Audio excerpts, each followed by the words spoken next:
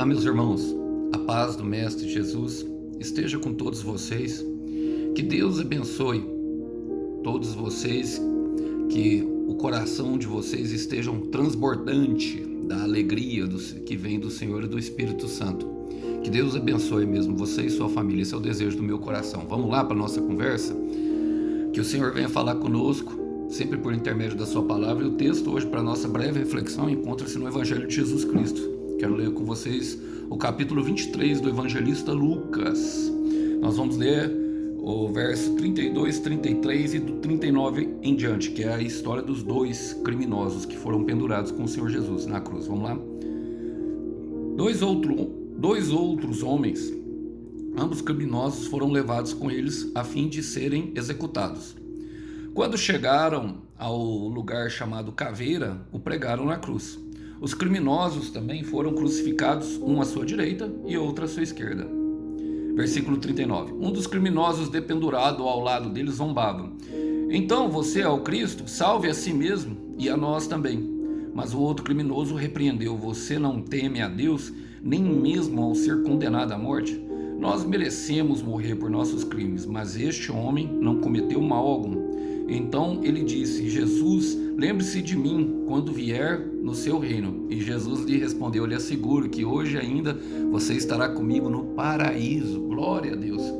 Essa história é bastante conhecida, irmãos. Vou contextualizar bem rapidamente. É a morte de Jesus. É o desfecho final daquilo que seria a vida terrena do Mestre. Não que a vida dele acabou. Nosso Deus é vivo, irmãos. Muitas pessoas conhecem o Jesus histórico, conhecem o Jesus como um homem pregado no madeiro, mas o nosso Deus, ele é vivo. Ele é vivo e ele reina, e isso precisa estar dentro de nós por causa dessa cruz, não por causa dessa cruz. A cruz, na verdade, é o plano dele, o plano para nós cristãos. Uma das coisas que o Senhor fala para nós é que nós devemos negar a nós mesmos e tomar a nossa cruz. Isso é bem característico no meio cristão e até mesmo no meio secular. Tomar sua cruz significa justamente algo ruim. Normalmente, alguns piadistas brasileiros se referem à sua sogra, mas eu não estou aqui para isso, não. Creio que a minha futura sogra será uma bênção e a cruz, ela fala muito mais do que isso. E é justamente nesse universo que eu quero, junto com vocês, caminhar para dentro das profundezas do coração do nosso Deus e entender o pensamento dele. Vamos lá? Vamos trazer para a nossa vida? Começa falando assim: dois outros homens, ambos criminosos, foram levados com eles a fim de serem executados. Irmãos, e aqui mostra a nossa realidade espiritual diante de Deus. Mostra a nossa realidade espiritual de Deus. Sempre somos devedores. Todos nós somos devedores. E todos nós já estamos condenados à morte. A morte é uma certeza da vida. O salário do pecado é a morte. Todos nós estamos condenados, irmãos. E Lucas, o próprio evangelista Lucas, ele retrata essa realidade justamente numa parábola do devedor, dos dois devedores, que está em Lucas capítulo 7, do versículo 36 ao 50. Basicamente a história é o seguinte: um devedor devia ao seu rei uma dívida impagável. O rei, na figura de Deus, vai e perdoa. O que acontece? Esse devedor, logo depois, por causa dos compromissos dele, encontra um conservo dele. Ou seja, ele era um servo que tinha um servo, alguém abaixo da autoridade dele, e ele cobra essa dívida desse conservo. Depois eles vão e contam ao rei. O que acontece? Justamente o rei manda castigá-lo e não perdoa. Isso mostra justamente a realidade de nós, que nós somos perdoados conforme o Senhor Jesus ensina na oração apelidada como Pai Nosso, em Mateus capítulo 6, versículo 10. Pai, perdoa os nossos pecados, assim como nós perdoamos a quem nos ofendeu. Esse é um princípio, esse é algo que deve ser adotado. E o Senhor quer que nós tenhamos essa consciência, irmãos. Aqui não está escrito isso na Bíblia à toa. Nós devemos ter a consciência de que todos somos devedores. Mas no versículo 33, e é um dos que eu amo, fala assim: quando chegaram ao lugar chamado Caveira, o pregaram na cruz. Os criminosos também foram crucificados, um à direita e outro à sua esquerda. Primeiro quero me pegar esses termos aqui, porque é os que eu mais gosto. Quando chegaram ao lugar chamado Caveira, o pregaram na cruz, irmão, pregaram na cruz. Aqui nós precisamos entender, porque a caveira, o Gólgota, como era um monte, ele tem uma representação, uma tipologia, o quê? Ali era chamado dessa forma porque o exército romano gostava de provocar terror nos seus inimigos. Então todos que eram crucificados, todos que eram executados por uma ordem, e normalmente era por motim, por revolta, por insurreições, eles arrancavam a cabeça, pegavam seus crânios e deixavam ali no pé do monte. Isso causava um terror visual àqueles que viam, e por isso era chamado ao monte da Gólgota. Mas tudo que Deus faz tem um propósito. O Senhor Jesus foi crucificado ali. Por quê? Porque as nossas guerras, a maioria delas são na mente. E Jesus foi crucificado justamente nesse lugar. Eu quero repetir, as nossas guerras são na mente. Jesus foi crucificado justamente num lugar que representa, que tem a tipologia desse lugar. Sabe por quê, irmão? Porque a nossa paz vem do homem que foi pregado no madeiro. Eu quero repetir isso. A nossa paz vem do homem que foi pregado no madeiro, porque ele foi pregado na cruz. Quero ler com vocês um versículo que está justamente, que fala de Jesus, do profeta messiânico, Isaías capítulo 53, versículo 5, diz assim, ó: mas ele foi transpassado por causa das nossas transgressões, foi esmagado por causa das nossas iniquidades. O castigo que nos trouxe a paz estava sobre ele, e pelas suas feridas fomos curados. Pelas suas feridas fomos curados, mas o castigo que estava sobre nós foi sobre ele. Irmãos, ali houve um pagamento de dívida. Ali houve o pagamento justamente dessa dívida que nós temos justamente por nossos pecados. Agora, é necessário entender por quê? Que nós somos pecadores, irmão. Que nós estamos em dívida. É necessário que nós entendamos. Deus só pode salvar quem reconhece, irmãos. Não tem como ser diferente. E é justamente isso que eu gosto na próxima expressão desse versículo, porque fala assim, ó: os criminosos também foram crucificados, um à direita e um à sua esquerda. O que quer dizer isso, irmão? O que quer dizer isso? Que todos nós estamos à mesma distância do nosso Deus. Todos nós estamos à mesma distância de Jesus, um à direita e um à esquerda, e Jesus no centro. Oh, glória! Uma à direita, outra à esquerda, e Jesus está no centro. Jesus está no centro, Jesus sempre estará no centro, sabe, do querer de Deus, da vontade de Deus. Ele estava ali justamente para levar o castigo. Em Colossenses capítulo 2, versículo 14, a palavra fala que ele fez um espetáculo público. Deus fez um espetáculo público de Jesus Cristo, anulando assim a nossa escrita de dívida, rasgada, num espetáculo público, anulando a nossa escrita, a qual o diabo é o que cobra, irmão. A qual o diabo é o que cobra. E precisamos ter essa ideia. Por quê? Porque Deus não faz favoritismo de pessoa. Atos 10, 34, Pedro fala, e Paulo fala em Romanos 6,12, Deus não age com favoritismo. Todos nós fomos feitos iguais diante da cruz. Mas eu gosto porque há uma diferença para Deus. Logicamente, Deus não faz acepção de pessoas, mas Deus faz sim acepção de atitudes. E isso é muito sério, precisamos compreender. Por quê? Olha, no versículo 39 fala, um dos criminosos dependurado ao lado dele zombava, então você é o Cristo, salve-se a si mesmo e a nós também. Ele até falava com Deus, mas estava pedindo o quê? Para descer da cruz, irmãos. Alguns só querem descer da cruz, alguns só querem que o sofrimento acabe, alguns só querem sair do deserto, alguns só querem justamente não viver o processo que Deus tem. Negar a si mesmo e tomar a nossa cruz, irmão, é o processo. Eu quero repetir, a cruz é o deserto, a cruz é o vale, é as tempestades que nós enfrentamos, os desafios e as adversidades. Em 1 Coríntios capítulo 10, versículo 13, fala que Deus é fiel. Eu quero repetir, Deus é fiel e Ele não nos dá tentação maior daquela que nós podemos suportar. Agora, precisamos entender, porque no meio das tentações vamos ter provações, vamos ter privações e vamos, às vezes, nos sentir sofrimentos e vamos querer descer da cruz, vamos querer abandonar a cruz. Mas em Lucas, o próprio evangelista Lucas fala no capítulo 9, versículo 62, fala que aquele que põe a mão no arado e retrocede, esse não é apto, ou seja, não conseguiu a capacidade de entrar no reino de Deus, não é apto.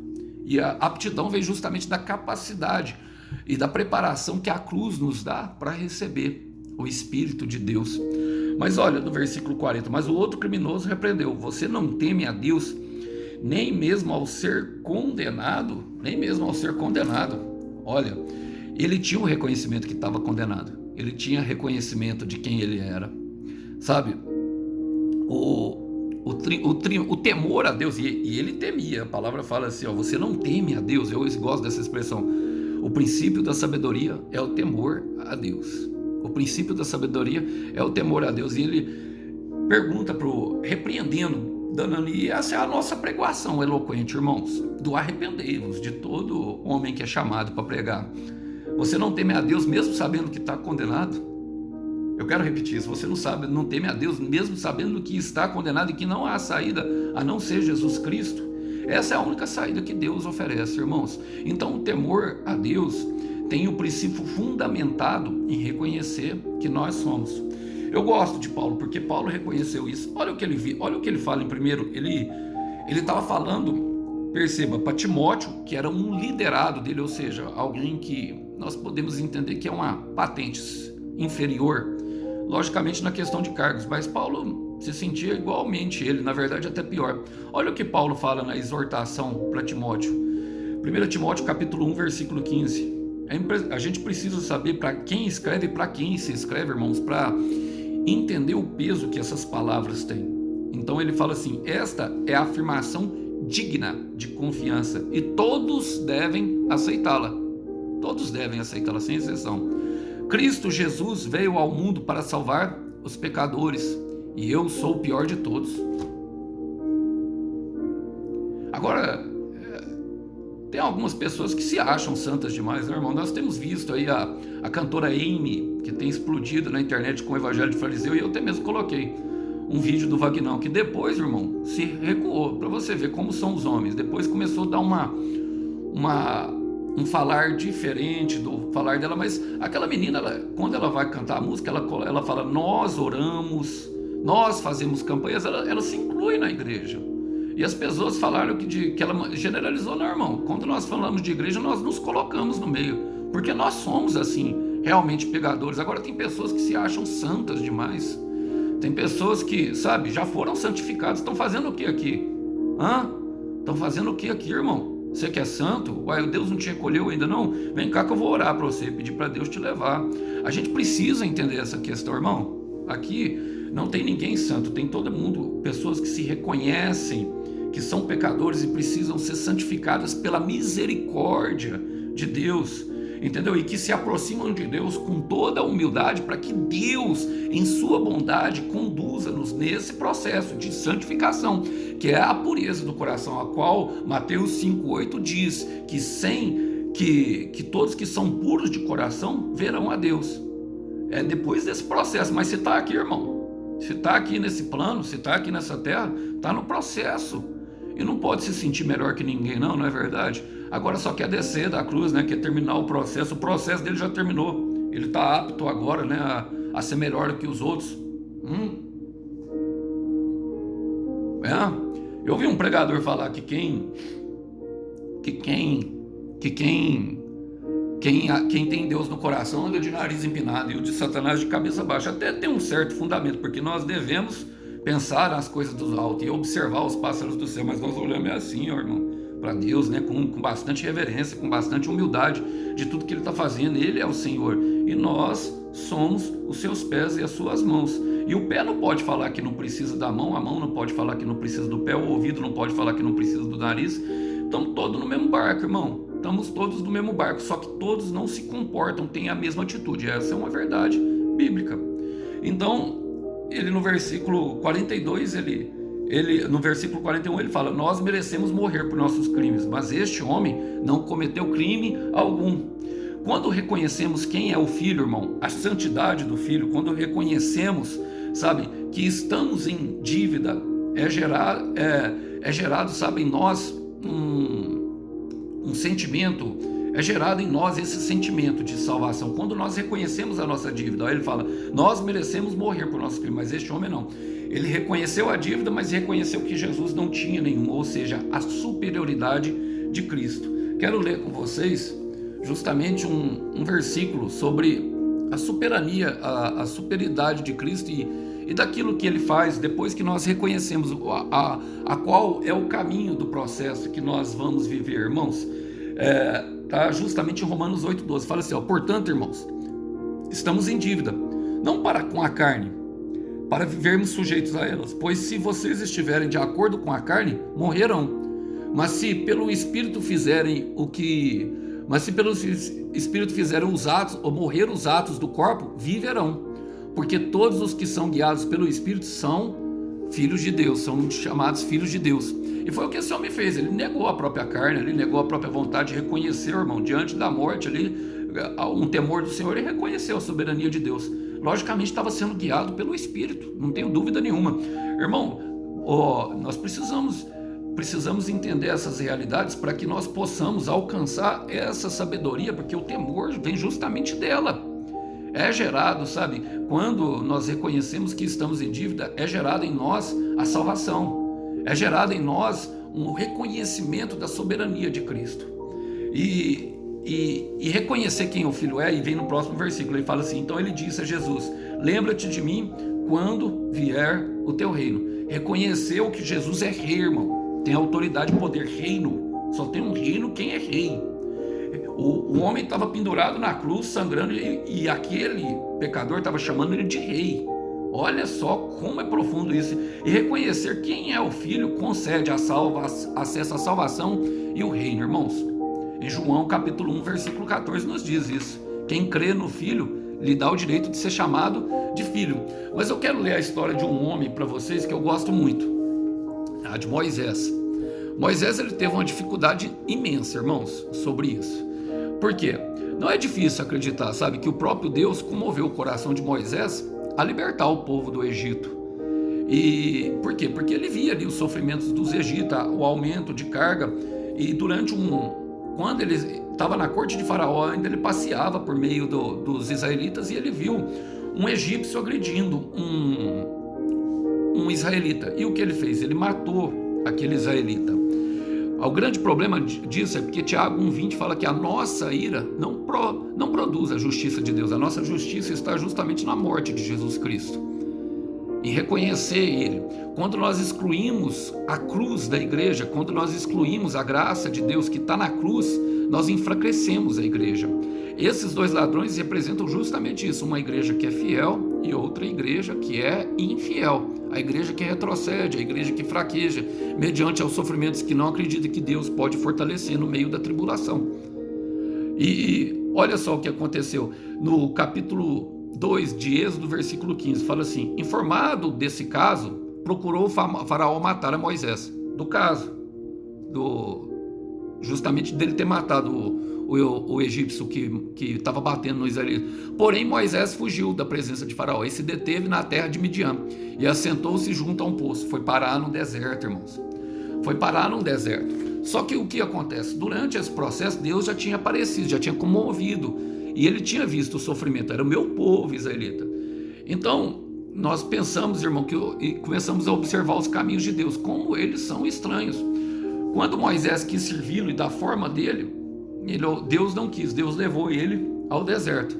Mas Deus identificou a necessidade e como ele queria, o Senhor não lhe permitiu. E quando o profeta já não tinha quase nenhum interesse, o que aconteceu? Deus trouxe ele de volta. O que nós chegamos à conclusão, irmão?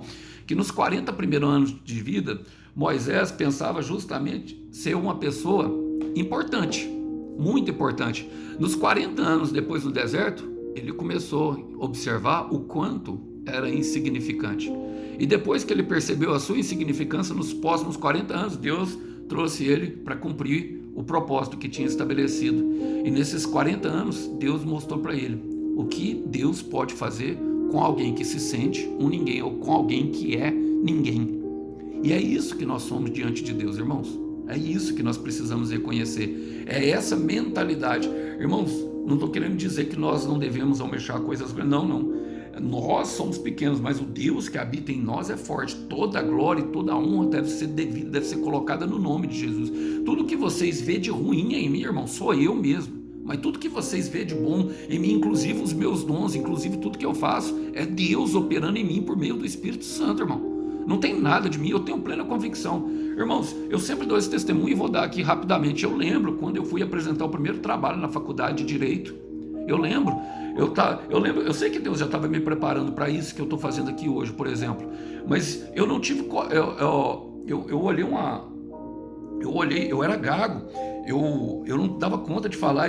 No primário eu fazia os trabalhos e dava para as pessoas apresentar, ficava escondidinho lá no cantinho, assim, não queria me parecer de jeito nenhum, tímido, totalmente introvertido. E no primeiro ano de faculdade, o Senhor me colocou para fazer um seminário de pesquisa de exclusão social. Primeiro, fui visitar lá perto do Dom Almir, que é um bairro onde fica a penitenciária aqui. Na época lá não tinha nem asfalto, o esgoto a céu aberto, o pessoal tudo excluído, um bairro de difícil acesso e uma terra sem lei, vocês imaginam. Agora, eu fui só com um bando de patricinha, irmão, com perdão da palavra, as meninas tudo arrumadinha, e eu o único homem. Deus já me colocou lá, nós fizemos, e a gente foi falar num auditório com 200 pessoas, ninguém teve coragem de falar, só eu fui falar, inclusive tinha autoridades e policiais. Eu falei, um dos policiais chegaram para mim e falou assim, parece que você nasceu para falar. Deus já estava declarando uma palavra profética sobre a minha vida, e eu nem sabia do que estava acontecendo. A nossa preparação vem no meio dessas dificuldades, vem no meio disso, e de reconhecermos que nós não éramos ninguém. Eu não me achava ninguém, irmão, mas alguém tinha que fazer, e eu assumi a responsabilidade naquele momento, e Deus foi trabalhando na minha vida, e depois eu voltei, meu irmão, mesmo depois que eu fiz isso, eu voltei a ser o tímido e o introvertido de sempre. Não foi daqui para lá que aconteceu uma vez, não, foi um trabalhar, um processo longo e duradouro. E com o que eu quero dizer com isso, irmãos, que tudo que você está passando está te preparando para viver justamente o que Deus tem preparado para você. Então suporta esse processo. E no final vem a promessa. Então Jesus lhe respondeu. Jesus sempre responde à humildade. Jesus sempre responde à humildade. Eu lhe asseguro que hoje você estará comigo no paraíso. É a primeira vez que a palavra paraíso é colocada aqui, irmãos. É a primeira vez que ela é colocada. Então, assim, quem confessa o Filho, meu irmão, alcança as promessas e a salvação. Eu quero repetir, assim, quem confessa o acesso à salvação e ao reino chega justamente quando nós confessamos. Romanos 10:10 fala que se nós confessarmos com a boca que Jesus Cristo é o nosso Senhor, automaticamente Ele se torna o nosso Salvador. E se nós crermos de todo o nosso coração que Ele ressuscitou dos mortos, ou seja, crer que as suas promessas vão se cumprir, irmão, Ele se torna o nosso Senhor. Ele se torna o Senhor da nossa vida. É dessa forma que acontece. Precisamos confessar, ou seja, expor aquilo que está dentro do nosso coração. Não pode ficar, não, eu creio, mas está guardado. Não, é declarar. Declarando de dia e noite, declarando por onde você passa, declarando no trabalho, declarando dentro de casa, preparando o almoço, declarando no trabalho, declarando, tomando banho, canta um louvor, declare dia e noite, declara a sua fé em Cristo. A nossa fé está em Cristo, firmado nele estou. Ele é a minha rocha, que nunca me deixou. Esse é Jesus, irmãos. Esse é o nosso Redentor. Ele morreu por nós, mas morreu sendo rei. Um rei servo de um reino que não tem precedentes e que também não tem limites. Precisamos crer com todo o nosso coração que isso é verdadeiro e fiel e que todas as promessas se cumprirão. Ainda hoje você estará no paraíso, irmão. A partir do momento que aceita, começa o processo justamente para a caminhada. Pode-se dizer que na cruz do Calvário, aqueles ladrões estavam no deserto. Um reconheceu e o outro não. E ali começou o processo para a terra prometida, o paraíso. E é isso que talvez alguns estejam vivendo. Então eu quero terminar com Isaías capítulo 61, versículo 10, que fala assim: é imensa a minha alegria no Senhor meu Deus, pois Ele me vestiu com roupas de salvação e pôs em mim um manto de justiça. Sou como um noivo com suas vestes de casamento, com uma noiva com suas joias. Meu Deus, eu sinto a presença de Deus aqui, eu sinto que Deus está falando aos corações. E talvez, meu irmão, você tenha esse sentido assim, sabe, com veste de cinzas, com veste de humilhação, com veste de vergonha. Mas o Senhor teu Deus está te falando hoje que as vestes que Ele vai te colocar é de justiça, é como as vestes da noiva, adornada, linda, preparada para o rei, as vestes do noivo, branca e pura, mais alva do que a neve, mais alva do que a neve. Romanos 8:1 diz que não há condenação mais para aqueles que estão em Cristo Jesus. Já não há mais culpa, já não há mais preocupação. Nós não somos daqui, estamos apenas caminhando para casa novamente. Então alegre-se no Senhor seu Deus e na sua salvação, porque a salvação hoje entra através desse vídeo na tua casa, para você e para os seus. Não se preocupe, irmão, está no processo e tudo que foi declarado se cumprirá. Que os irmãos possam ficar com essa breve mensagem. A paz do Mestre Jesus. Tchau, tchau.